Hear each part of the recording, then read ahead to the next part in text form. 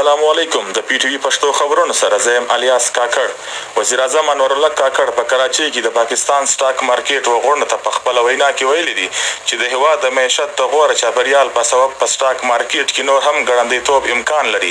په روان مالي کال کې د هېواد معیشت له ډېرو اندېښنو سره مخامخ دی. وزیر اعظم زیاته کړه چې وفاقي حکومت د هېوادو سرمایه کارانو ته هر ډول اسانتیاوې برابروي او موږ د یو داسې معاشي نظام لپاره هلې ځلې کوو چې ګټې به یې ژوندانه و هرې ډلې ته ورسیږي.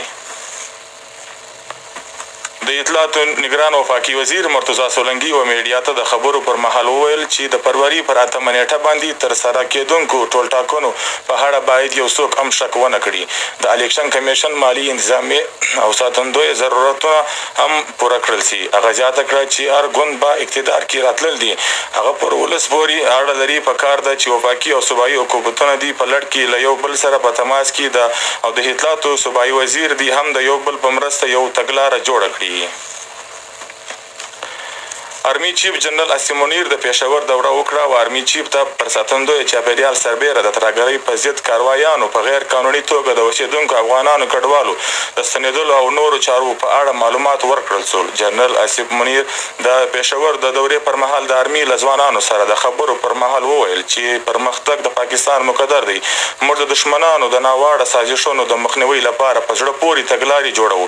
په غیر قانوني توګه د اوسېدونکي او د هېوادونو سلامتیا او معیشت ته رسوي ځکه خو د پاکستان وګړو ته په کتلو سره حکومت د هغوی د ایستلو پرېکړه کړې ده.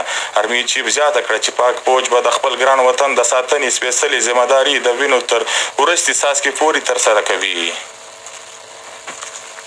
د الیکشن کمیشن مشر سکندر سلطان راجا په خپل بیان کې ویلي دي چې د ټولټاکنو ترسره کولو په لړ کې الیکشن کمیشن پوره چمتووالی نیولی دی. د انتخابي فهرستونو د چاپولو او د استولو چاره هم ترسره کړل شوې ده او په راتلونکو څو ورځو کې به د الیکشن د شیډول په عملتیا کې د ریټرنینګ افسرانو د ګمارلو نوټیفیکیشن هم جاري کړل شي. د کامي امن ټینګتیا او خوشحالي لپاره په بلوچستان کې د ځانګړي جرګې تنظیم وکول شو. وزیر اعلی بلوچستان صوبایي وزیرانو د 150 څخه زیات قبایلي مخورو په جرګه کې ګډون درلودی. نگران وزیر اعلی میر علي مردان ډومکي وویل چې جرګه له مدامه زموږ د روایت برخه پاتې سوې ده. ستونزې چې هر څومره مشکل وي موږ به په یو ځای کېدو د هغوی هواروي را ایستلی سو. د ټولنې ترقي لپاره قبایلي مخور دي هم اوس خپل کردار ادا کړي. انسپکټر جنرال بلوچستان پولیس عبدالخالق شیخ ویلي دي چې په هېواد کې د ترقي رفتار د کمیدو وجه د رغلۍ او انصاف ورکولو کې ځنډ دی. په هېواد کې د رغلۍ ملاوټ نه نو د هېواد حالات به ښه وای. د رغلۍ زموږ ریښې کوکله کوي د کوم څخه چې د ترقي خوبونه ناکامه پاتې سي. د رغلۍ بېلابېلې برخې دي او په کومه ټولنه کې چې د رغلۍ مخالفت ختم سي نو د فکر لمه ده د رغلۍ ختمولو کردار یو ځای هړه لرونکي د ادارونو بلکې د ټولنې هرې طبقې ته په کردار ادا کول وي. د دې خیالاتو څرګندونو هغه په سنټرل پولیس افیس کې د رغلۍ د ضد نړیوالې ورځې په هکله سوي سیمینار ته په وینا کې وکړه. په دا مهال ډي آی جي ایټ کوارټر بلوچستان قمر الحسن، ډي آی جي سپیشل برانچ بلوچستان عبدالغفار کسرانی، ډي آی جي کرائم برانچ بلوچستان حیاز احمد بلوچ، ډي آی جیز آی جیز په ملتیا نور هړه لرونکي واکمنو هم ګډون درلودی.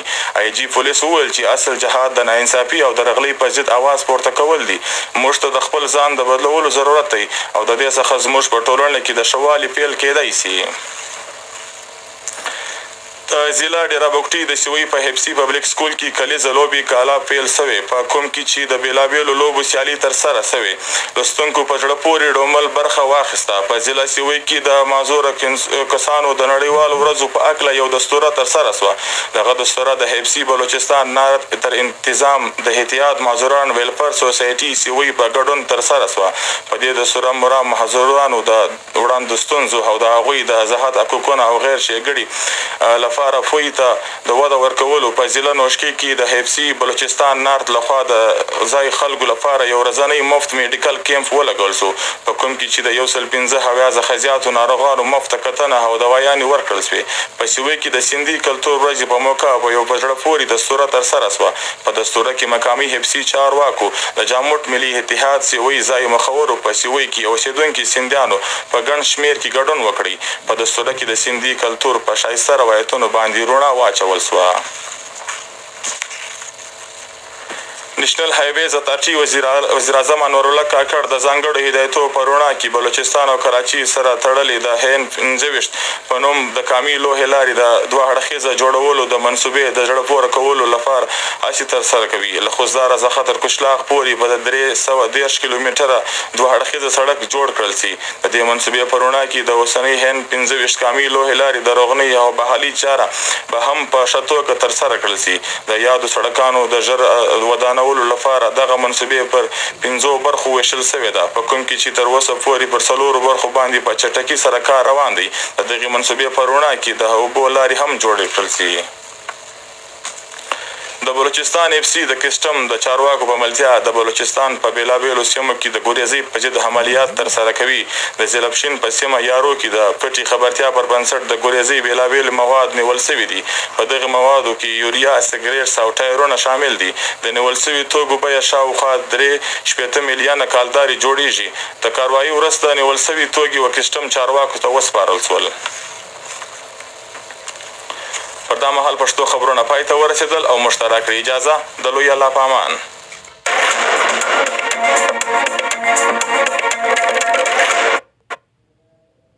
وی ځای مخورو پسې